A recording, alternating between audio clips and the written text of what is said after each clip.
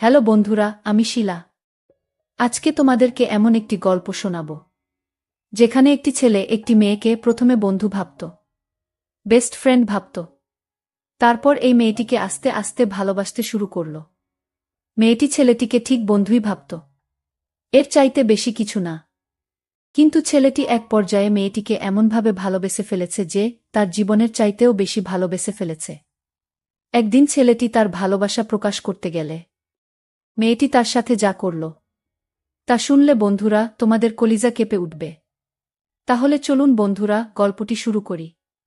গল্পটি শুরু করার আগে বন্ধুরা, তোমাদের নিকট আমার বিশেষ অনুরোধ, দয়া করে তোমরা আমার চ্যানেলটি সাবস্ক্রাইব করে আমাকে সাপোর্ট করবা।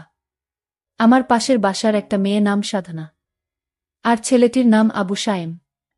সাধনা আর সায়েম দুজনেই খুব ভালো বন্ধু বলতে পারেন, একজন আর একজনকে ছাড়া চলে না।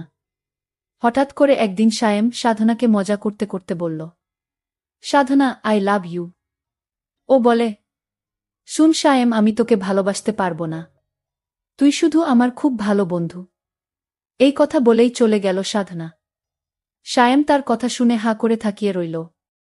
তাকে কোনোভাবেই তার মনের অনুভূতি বোঝাতে পারল না। এভাবেই দিন যেতে লাগল। কিন্তু ছেলেটি ভাবল যে সাধনা তো কোনোভাবেই আমাকে ভালোবাসে না, কি যে করি। বলতে বলতে সাধনার ফোন। সাধনা বলল, ওই সায়েম, কি করছ? তোর কথাই ভাবতাছি সাধনা। চুপ থাক। সাধনা বলল, ওই সায়েম, খাইছস?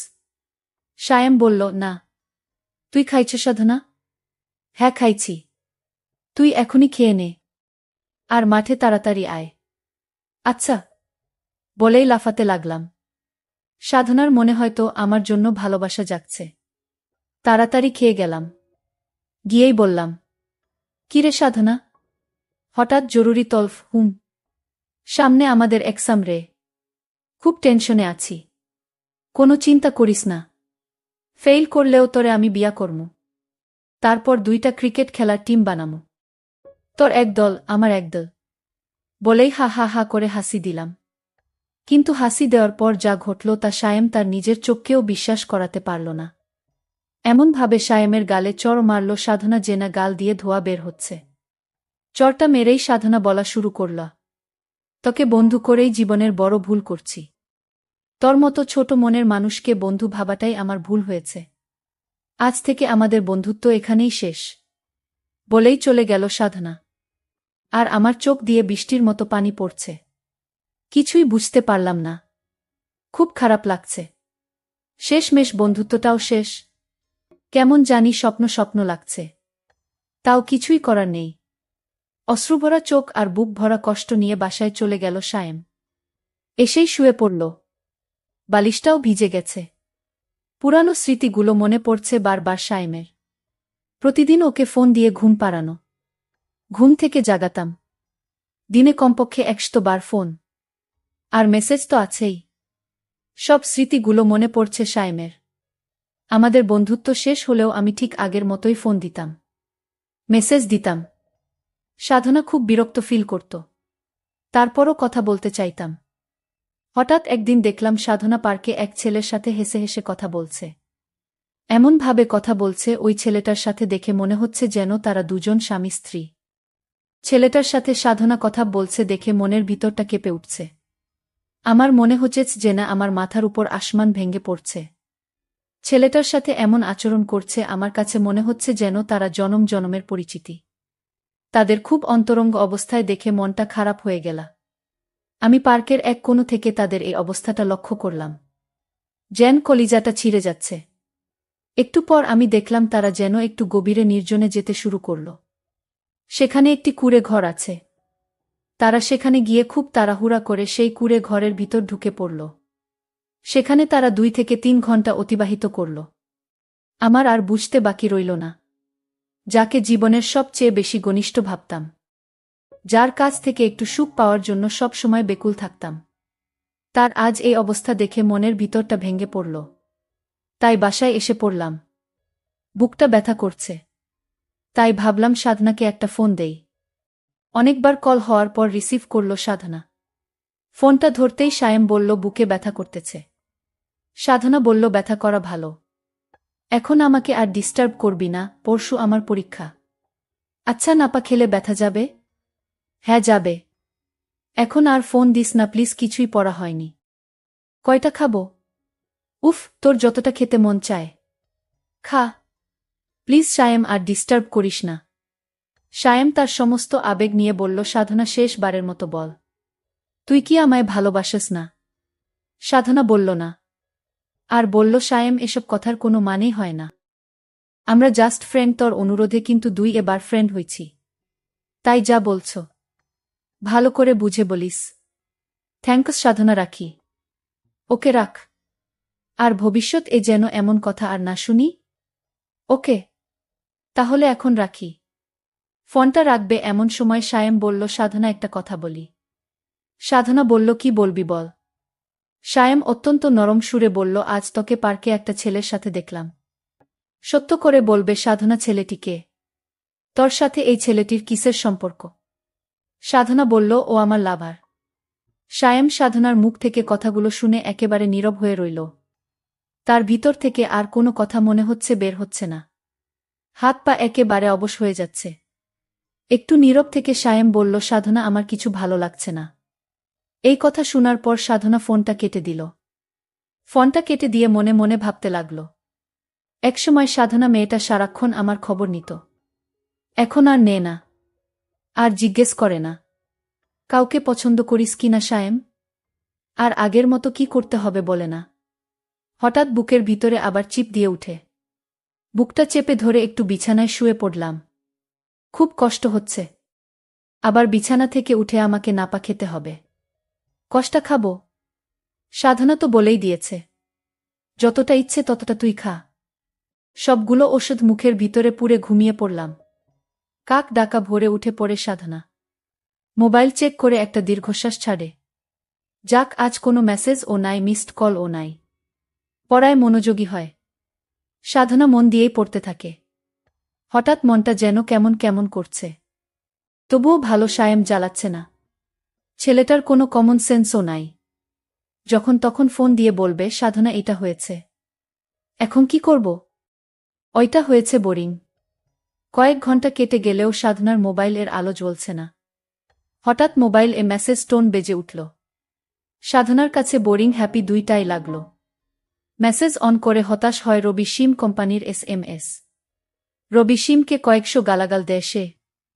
ঘড়ির ঘণ্টার কাঁটা ক্রমেই বেড়ে চলেছে, কিন্তু একটিবার এর জন্য সায়েমের মোবাইল থেকে কল আসে না। হঠাৎ সাধনার স্মরণ হয় গতদিনের কথা। সাধনা বুকে ব্যথা। ওর ভ্রু যুগল কুঁচকে যায়।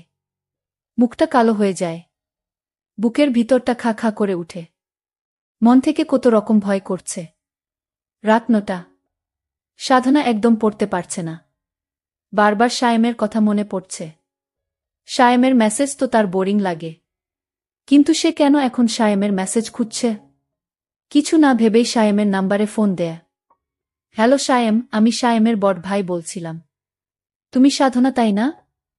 সায়েম তোমার কথা বলেছে, এখন ও বাইরে আছে বন্ধুদের সাথে। পরে ফোন দিও। আপনি এরকম কেঁদে কেঁদে কথা বলছেন কেন? আমার কিন্তু ভয় হচ্ছে। আরে আমাদের বাড়িতে একজন মুরুব্বি মারা গেছে। ওনার জন্য মন খারাপ। আর কাল এক্সাম যেন ভালো হয়। ওকে ভাইজা, সায়েম এলে আমার কথা বলবেন। সাধনা কিছুই বুঝে না সায়েমকে কি সে ভালোবাসে। এক্সামের কথা মনে পড়তেই পড়তে বসে যায় সাধনা। পড়ায় মন না বসলেও জোর করে পড়ছে সে।